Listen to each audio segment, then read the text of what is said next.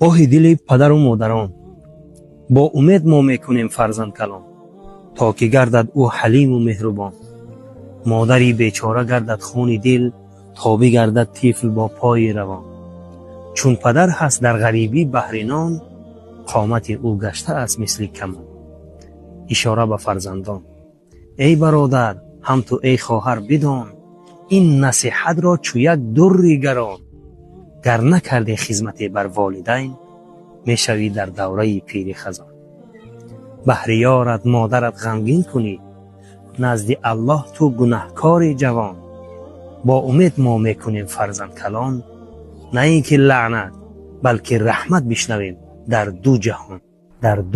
اشتکی لله من